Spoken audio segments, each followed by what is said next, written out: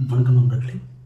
நேற்றைய தினம் செங்கோட்டையன் அவர்கள் வந்து பார்த்திங்கன்னா தாவைக்கால இணைஞ்சதுக்கப்புறமா இன்றைக்கு அவர் சொந்த ஊரான கோபிச்செட்டிப்பாளையம் ஈரோடுக்கு சென்ற போது வந்து பார்த்திங்கன்னா கிட்டத்தட்ட ஒரு 4000 5000 தொண்டர்கள் வந்து அவங்களாவே முன் வந்து பார்த்திங்கன்னா வரவேற்றுன்னு இருக்காங்க.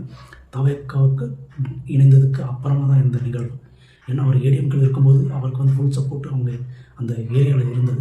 ப்ளஸ் வந்து இது வந்து ஆடான்ஸ் மாதிரி தாவைக்கால் இணைந்ததுக்கப்புறம் பார்த்திங்கன்னா மொத்தமாக வந்து தொண்டர்கள் வந்து அண்ணனை வந்து சூழ்ந்துட்டாங்க. ஒரே ஒரு சின்ன மைக்கில் தான் பேசிகிட்டு இருக்காங்க.